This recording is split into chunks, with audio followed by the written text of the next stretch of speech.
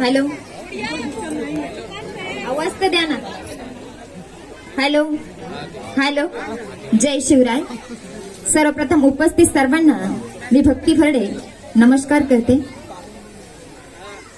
प्रौढ प्रताप पुरंदर क्षत्रिय कुलवंश सिंहासनाधीश्वर राजाधिराज महाराज श्रीमंत योगी श्री श्री श्री छत्रपती शिवाजी महाराज की. ज्या जिजामातेने जगातील सर्वात दैदिप्यमान सुवर्ण अक्षरांनी लिहून ठेवावी अशा इतिहासाची निर्मिती केली ती राजमाता राष्ट्रमाता माँसाहेब जिजाऊ. ज्यांनी या स्वराज्याचे देखणे स्वप्न अंगा खांद्यावरती खेळवले ते शहाजीराजे. ज्यांनी या स्वराज्याचे देखणे स्वप्न सत्यात निर्माण केले अशा उभ्या हिंदुस्थानाचे आराध्य दैवत छत्रपती शिवाजीराजे. आणि वारसदार कसा असावा दुधा भातावर दिवस काढून स्वराज्य चंद्र कोरीप्रमाणे वाढत ठेवणारे युवराज छत्रपती संभाजीराजे.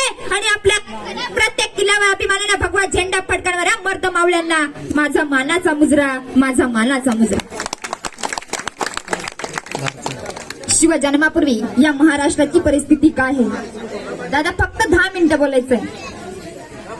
शिवजन्मापूर्वी या महाराष्ट्राची परिस्थिती काय होती? 5 सुलतानी सत्ता या महाराष्ट्राच्या मातीवर राज्य करत होते.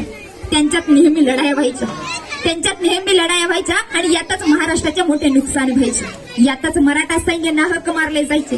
अशा या परिस्थितीत सिंदखेडचे राजे लखोजीराव जाधव यांच्या पोटी एक कन्यारत्न जन्माला आली.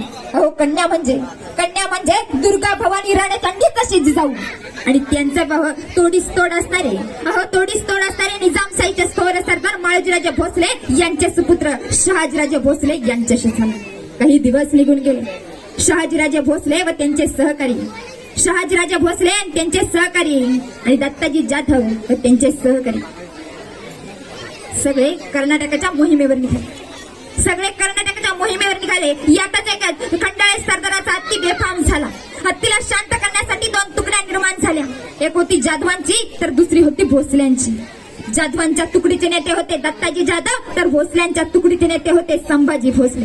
हत्ती राहिला बाजूला संभाजी भोसल्यांकडून चुकून वार झाला तो दत्ताजी जाधवांवर. दत्ताजी मारले गेले आणि दत्ताजी जाधवांचा बदला घेण्यासाठी लखोजीराव जाधव माँसाहेब जिजाऊंचे वडील समोर आले. लखोजी जाधवांनी वार केला तर संभाजी भोसल्यांवर संभाजी मारले गेले. जाधवांची माणसं रडत होती दत्ताजी जाधव मेले म्हणून आणि भोसल्यांची माणसं रडत होती संभाजी भोसले मेले म्हणून. जाधवांची माणसं दत्ताजी जाधवांचा प्रेत घेऊन गेली आणि भोसल्यांची माणसं संभाजी भोसले